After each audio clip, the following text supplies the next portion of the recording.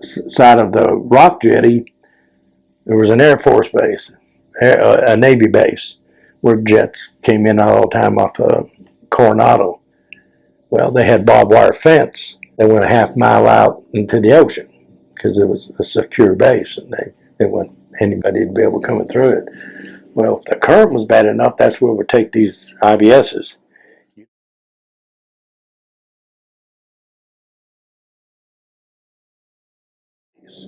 That whole boat crew got set back. A couple of them quit because they got cut up so bad. Clinton was in that one of those boats because he started off in my class, but he got cut up, and of course it stopped Hell Week for them. And if they wanted to stay, after they healed, they can join the next class that was being made. Well, class 53 was already going before my class graduated, so Clinton had to wait for class 54, and they only do 2 classes a year. And then he had to start off all over, knowing what he was going to go through. And but he made it. You don't even really get to hear rumors of Hell Week because nobody's allowed to talk to new trainees. So while you're going through training, the ones that have already made it over into SEAL team or UDT, you're like the plague. They don't talk to you. And so you don't really know what's going to happen. You just know all of a sudden one day, Hell Week started. You were sleeping. And they roll you out of that rack, and for the next 7 days, 6 nights, 7 days, you don't ever see it again. Unless you can complete a course they give you, like from A to Z, but you can't make it. They make it to where you can't. And the thing about it, you start off with a 7-man boat crew, and as people quit, your boat crew gets smaller. We ended up with just 4 people in our boat crew. So instead of 7 people carrying the IBS on their head, there's only 4 of you. But it had to go with you everywhere you went. And we were doing a rock portage. They always had rock portages because some people quit. If they made it through the first one, you don't want to do it again. Front of the boat got all sliced up with barnacles, and we couldn't patch it.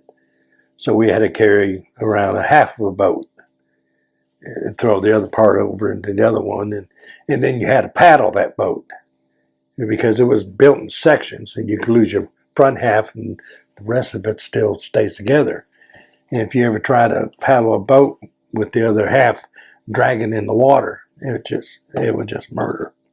You still had to make it out of the way. You had to go through 10-foot waves with that same stupid boat. Before you started Hell Week, like I said, you were in top physical condition. I mean, you could whoop anything.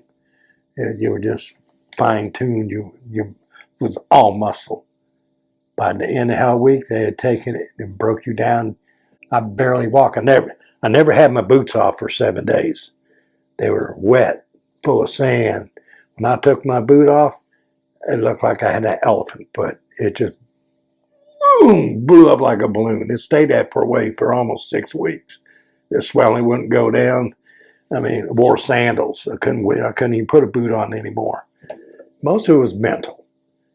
You just never knew what's coming next. And one of the things they did, they laid us out on a field. I guess we were maybe 4 days into Hell Week, maybe 5. And they had us laying out, and it's nighttime. And they would take the ambulance and drive over you. They sit up high, and you're already freaking out. And you're not allowed to move. You can't move out of the way. And they would drive it over you, and to you, everything, at that point, everything's way bigger than it should be. And it looks like the tires are going to run over your head. But you got to lay there and talk to yourself and say, they can't kill you, but your mind's still playing tricks on you, and some people would scream and roll out and go ring the bell, because they would do it for hours, just drive that thing up and down the field. You just like, and you can't go to sleep. They won't let you sleep, and you're so freaked out that you don't want to sleep. But some people fall asleep, but they get woke back up because the instructors can tell when you're sleeping. But and you run everywhere you go, and running on the beach in sand. The water line was great, but they make you run in the dunes. The sand was this deep, and it was just, it was, and you would think you're doing it really great, but you weren't. I mean, you were like running like snails because you're so wore out, but you just kept on putting that foot in front of you and just kept on going. I mean, you were bad. You had so much muscle on you, it was just unreal. You run 16 miles, it didn't bother you.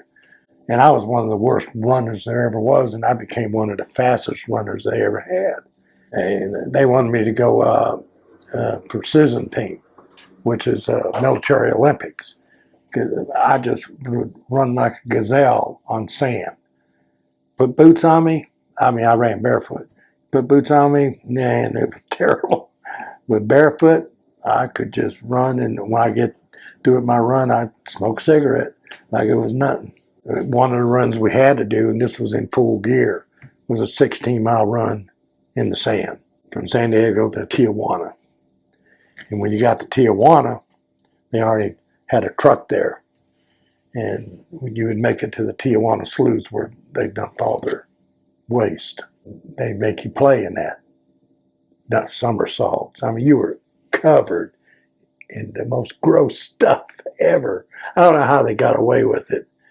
And when after you had played in the slough for a couple hours, somersault and doing all this stuff, just wear you out. They would throw you a sack lunch while you were still sitting in the sloughs, covered in mud, and there would be a hard-boiled egg in there. You had to peel that and eat it. You had to eat your sandwich. You had to eat the whole lunch, or you wouldn't pass. Some guys would vomit. They didn't care if you vomited, but you had to eat it. And it was just a psychological thing. And some would quit. I said, well, I'm not going to quit because of this. I'm pretty sure if I get poisoned, they'll fix me up or whatever. I'm claustrophobic. I have always been claustrophobic.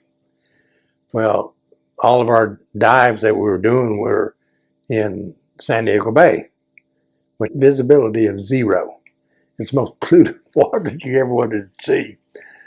Well, one of the parts of the diving phase, other than learn how to scuba dive and go through the harassment of the scuba phase, you had to be able to do a 50-foot free ascent and bring up a bottom sample. I couldn't swim 50 foot without freaking out. I'd come back up. And if I didn't bring up a bottom sample, I would fail the diving phase, which in turn, I would fail training because I didn't pass the diving phase. And Oliveira, which he was the Indian, one of the toughest instructors you ever want to come across, he was my buddy that day that I had to bring my bottom sample up to. And I never seen him ever befriend anybody. Anyway, we started off with the diving phase at getting the bottom sample that morning. And it was noon, and I ain't made it to the bottom yet. I kept trying, but I never made it to the bottom. And I'd come up, and he'd be there, and he would just, it was like he was nice. Never seen that guy nice. He said, I'll stay out here all day until you bring me up that bottom sample. He said, there's no time limit. He said, bring me a bottom sample. I'd go back down. I once went down 150 times. Never made it to the bottom. And it was about 3 o'clock in the afternoon. Everybody's out of the water. They had all brought a bottom sample. And he said, go down again. He said, man, I told him, I said, I don't know if I can't hold my breath anymore. I said, I've been doing this all day. He said, if you don't bring a bottom sample, you're going to fail. He said, then you're out. I don't know how I made it to the bottom, but I brought up a bottom sample. He just freaked out when I brought up that mud. And if it wasn't for him, I might have never made it because I closed in spaces. Just I got to talk myself through them. But every time I would swim down, it just felt like because you got to do this holding your breath. You ain't got scuba tanks. You got a face mask, but you can't see nothing. As soon as you're 4 foot underneath the water, it's just black. As we did, and that's where we did all of our dive training. And the bay's full of sharks. They would give you a compass course. Compass or were lit up, and they give you the azimuths and everything, and you had to end up within 5 foot. And you'd be 200 foot out in the bay, and there was a place they wanted you to make it to on the other side of the base. And the only way you get there is read those azimuths. You read all those degrees you had to go, and you'd get bumped. And it's a shark, but sharks bump everything. It's not that they want to eat you, but they might be hungry that one time. One time we were doing a night dives for a whole week. That's all we did was night dives, and we were doing them on rebreathers. And my canister leaked, and we'd been in the water for about 30, 40 minutes, and I had the compass. I was swimming along, and you don't see your part because it's just pitch black, passed out. And the way he knew I passed out, because we're tied together with a lantern on his wrist and my wrist, and I was the one that's in front. And when I passed out, I just laid down on the bottom. I was still breathing, poison. And when I hit the bottom, it jerked his hand, so he swam back where I was and found out that I wasn't moving no more. So he brought me up to the surface, and they had boats up there all the time. They put me on oxygen and all that stuff. Gives you a terrible headache. But any part of the diving phase, like the harassment in the pool, you would go in the pool with your scuba tanks on, because anything can make you panic. We had 2 guys drowned and sank them in the island, but they weren't on with scuba tanks, but they were free diving, setting explosives, and they got hung up in the buoy. One of them got hung up, the other one went to help them, well, they both drowned. This was about, I think, 3 or 4 classes before our class, but it was always a reminder. And one thing about that water, if you weren't in the kelp, it was pretty clear. But if you're in the kelp, it's just pitiful.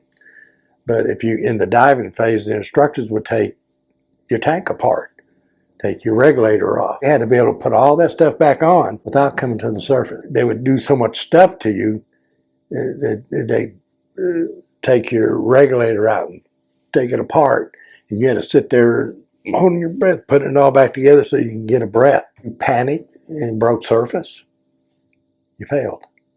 Just because you broke surface. One of the things was, I'm allergic to chlorine. They so heavily chlorinated that swimming pools. When I would get through my diving phase of it, I would just have welts just all over me because I was allergic to chlorine in my mouth. And they go, "You sure you want to do that?" I said, "Not going to kill me." I said, "I'll do it." And sometimes it take a minute and a half, minute 45. And I never knew I could hold my breath that long. I swam all the time when I was a kid, but, I held my breath 15, 20 seconds. I wasn't trying to, but you'd be surprised. And a lot of guys failed it because they couldn't hold their breath more than 30 seconds. And what they would do to you would take at least a minimum of a minute to fix. Because when they take your regulator apart and they bring it over and they hand it to you, and they take it off the back. Well, you got to take the tanks off to be able to put that regulator back where it belongs and screw it up. Or if they take your mouthpiece and take it apart, you got to hold the breath till you do it. You can't go up and get one. It's pitiful.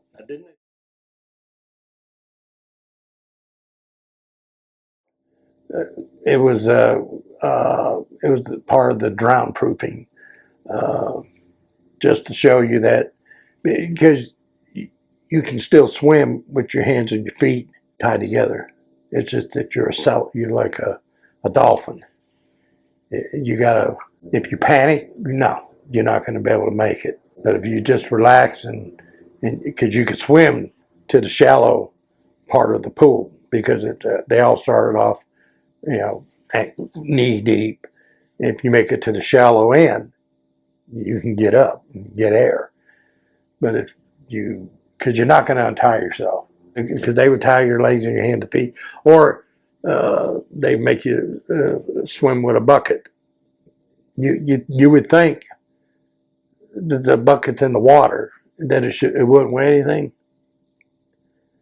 It's like dragging a tank, but you had to swim with that bucket from one end of the pool to the other. It was a regulation size pool. I can't remember, 150 foot long or whatever it was. And you don't know what they're going to do with you until the day you're there.